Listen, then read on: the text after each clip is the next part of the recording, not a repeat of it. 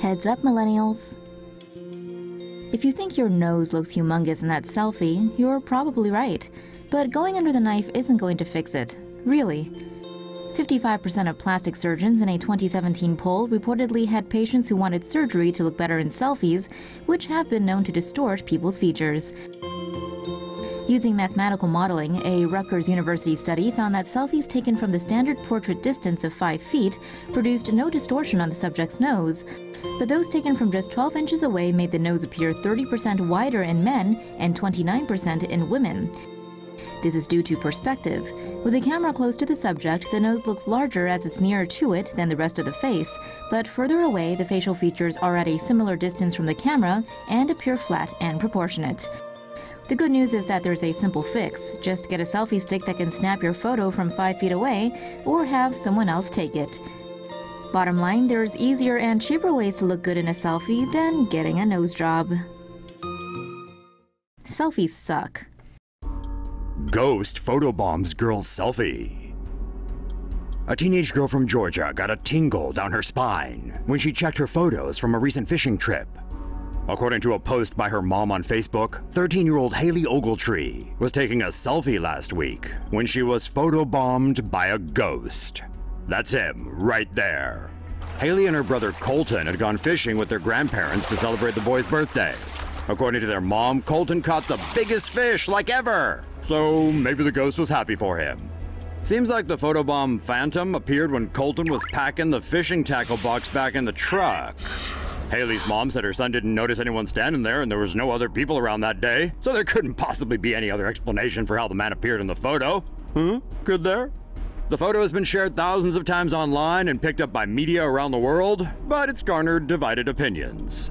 Looks like many of you out there straight up believe in the existence of ethereal beings, while others take a more cynical view and are sure some post-production jiggery pokery went on with young Haley's photo. So, do you believe in ghosts? Or do you think the photo is fake? Let us know with an appearance of your own in the comment section below. She might want to improve her selfie game.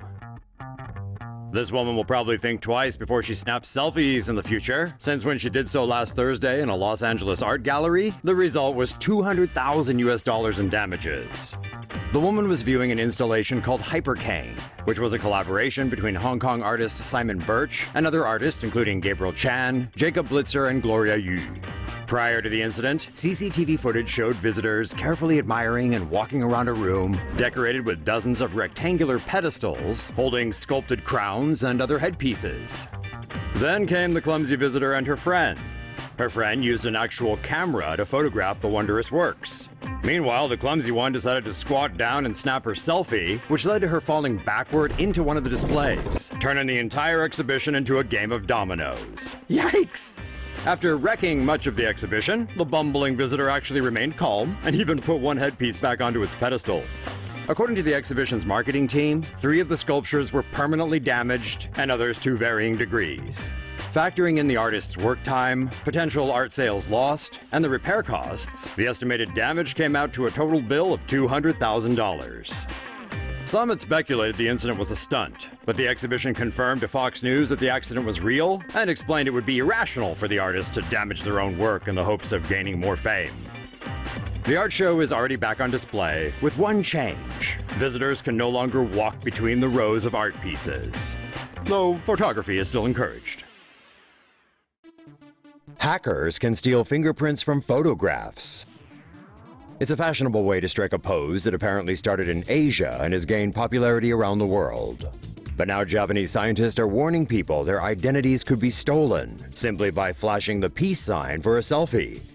According to researchers from Japan's National Institute of Informatics, it is possible to steal someone's fingerprints in a photo taken from up to 3 meters away.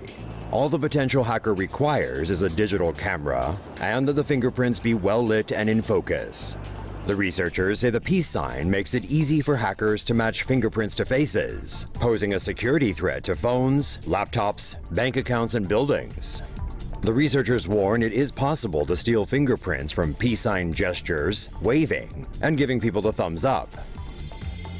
So does that mean we can't take any more cutesy-wootsy photos? Maybe not, because the researchers have developed a titanium oxide-based coating that can be attached to fingers to hide their prints.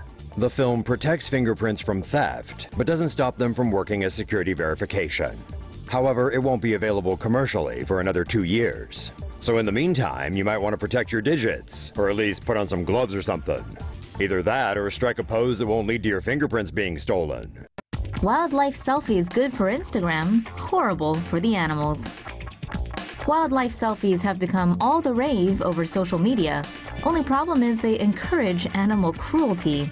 As more people look for pointless reasons to share pictures of themselves, local wildlife around the world are paying the price. Charity Wild Animal Protection found a 292% increase in the amount of wildlife selfies posted on Instagram since 2014. The demand for wildlife selfies has led to an increase in local animals being snatched from the wild and forced into becoming props. Investigators found animals being abused in the Amazon cities of Manaus, Brazil, and Puerto Alegria, Peru. The team discovered green anacondas wounded and dehydrated, kept in small wooden crates, were not being strangled by the throat for selfies. Sloths are snatched from the wild so they can be held by tourists. The handling from all the tourists naturally causes the sloths to freak out.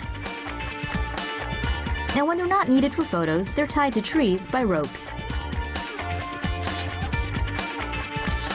Cayman crocodiles are lucky enough to get jammed into broken refrigerators with their jaws wrapped shut with rubber bands. A good rule of thumb: next time you think about taking a selfie, don't. No one cares. That is, unless you slip and fall while taking it and happen to pass away in the process. In that case, send it over to us and we'll Tomo it.